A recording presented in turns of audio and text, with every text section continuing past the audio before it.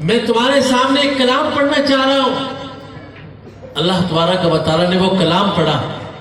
روایات میں آتا ہے کہ فرشتوں نے اس کلام کو پڑھنا چاہا، لیکن وہ کلام اپنی نورانیت کے اعتبار سے، اپنی ثقالت کے اعتبار سے اتنا بڑا ہوا تھا کہ اللہ کی وہ نورانی مخلوق جو نور سے بنی ہوئی تھی وہ اس کو نہیں پڑھ سکی.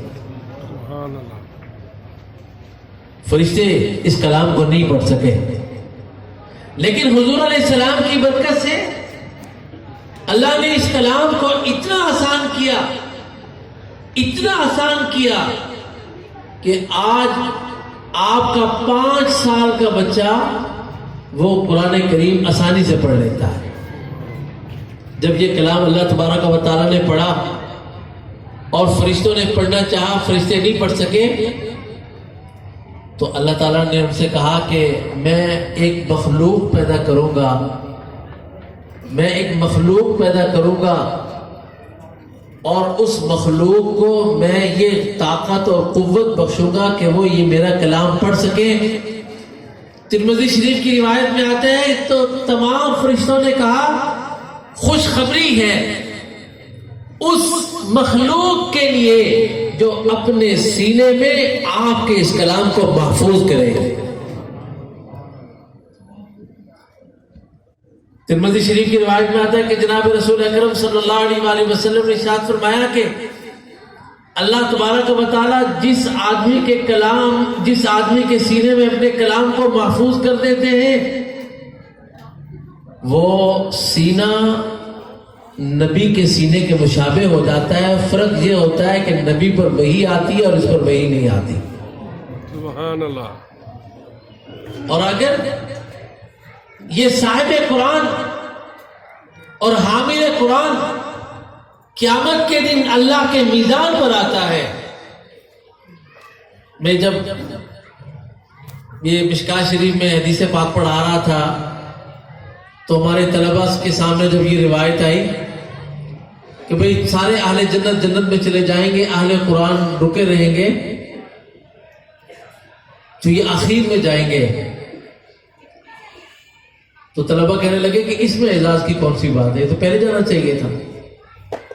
میں نے کہا کہ دیکھو آپ کبھی ایئرپورٹ پر جائیں، جہاز میں سب سے پہلے اکانومی کی سفاریاں بٹھائی جاتی ہیں، پھر ایک اسپیشل لاؤنج ہوتا ہے، سی آئی پی لاؤنج ہے، یہ وی وی آئی پی لاؤنج ہے. یہاں پر وہ مہمان بیٹھے ہوئے ہیں جن کے پاس بزنس کلاس کی ٹکٹ ہے. پورا جہاز بھر گیا سواریوں سے. اخیر میں ان سے کہا جاتا ہے کہ جی سارے لوگ بیٹھ گئے، اب آپ کا انتظار ہے، آپ تشریف لائیے. تو خاص مہمانوں کو اخیر میں لایا جاتا ہے، جو کہ اہل قرآن خاص لوگ ہیں، اس لیے ان کو اخیر میں لایا جا رہا ہے. اور اللہ تعالیٰ نے ان کو اعزاز کیا دیا؟ ان کو اعزاز یہ دیا تمام اہل جنت جنت میں داخل ہو گئے. اب اللہ ان اہل قرآن سے مخاطب ہوئے اور صاحب قرآن کو مخاطب کر کے فرما رہے ہیں اقرا ورتقی ورتل کما کنت ترتل فی الدنیا. اے حافظ قرآن پڑھتے رہو اور اس کو اس طرح ٹھہرا کر، اس طرح خوبصورتی کے ساتھ اور مزے لے لے کر پڑھو جیسے تم دنیا میں پڑھا کرتے تھے. تم قرآن پڑھتے رہو اور جنت کے درجے چڑھتے رہو. جہاں تمہارا قرآن پاک مکمل ہوگا وہی جنت میں تمہارا ٹھکانہ ہوگا. مولا علی قاری حافظ قرآن کو اللہ نے اتنا بڑا اعزاز دیا. آپ کے ہاں اگر کوئی پی ایچ ڈی کر کے آ جائے، ایم فل کمپلیٹ کر کے آتا ہے، ایم اے انگلش کمپلیٹ کر کے آتا ہے، تو آپ کہتے ہیں کہ جی بڑا کام کر لیا.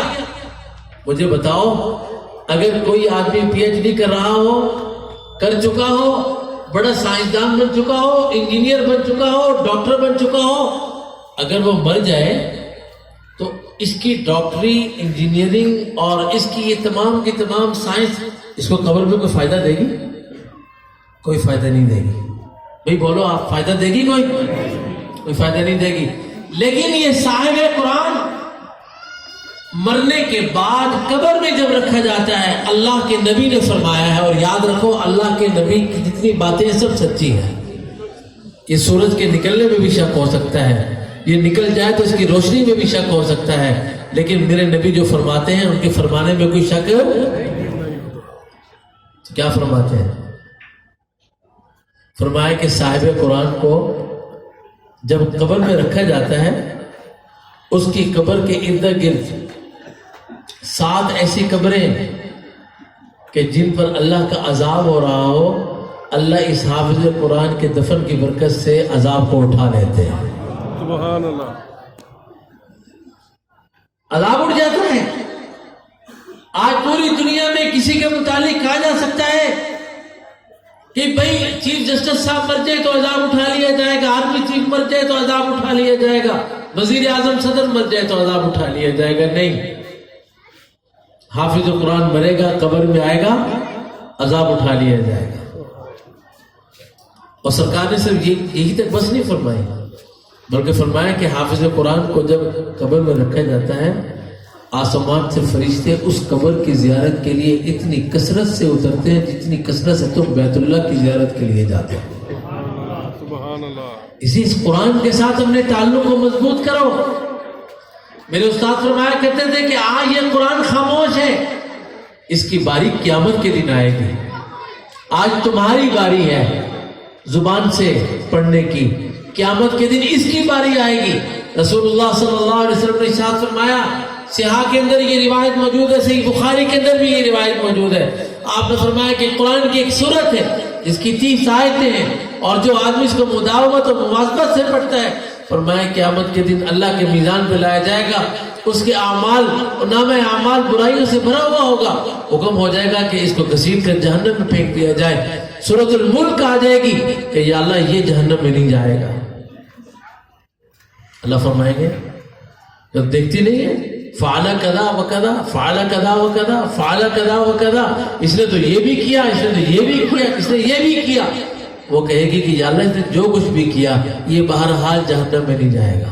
سبحان اللہ، اللہ فرمائیں گے بڑی زبردست سفارشی بن کر آئی ہو، بڑی زبردست سفارشی ہو، جاؤ بھائی اس کو جنت میں داخل کر دو۔ سبحان اللہ، سفارشی تو وہ ہے جو ایسے وقت میں کام آئے۔ مجھے ایک دفعہ فیصل آباد میں پاسپورٹ، پرانی بات ہے، بنوانے کی ضرورت پیش آ گئی، بڑی گرمی کا موسم، میں نے کہا یار پاسپورٹ بنوانا ہے، انہوں نے کہا میرے ساتھ آیا، تو میرا بازو پکڑ کر لے گیا، 3 منٹ لگے سارے کام کروا دیے۔ مجھے وہاں بیٹھ کر یہ بات آج یاد آتی رہی کہ دیکھو دنیا کے سفارشی نے لائن سے نکال کر 2 منٹ میں کام کروا دیا، قیامت کے دن جب قرآن سفارشی بنے گا تو کیا کرے گا؟ سبحان اللہ، سبحان اللہ، اس قرآن کو اپنا سفارشی بناؤ، اس قرآن کے ساتھ اپنی دوستی کو مضبوط کرو، اس قرآن کے ساتھ اپنے تعلق کو مضبوط کرو، اس قرآن کے ساتھ اپنی وابستگی کو مضبوط کرو۔ اللہ کی قسم آج اس قرآن سے وابستہ ہو جائیں۔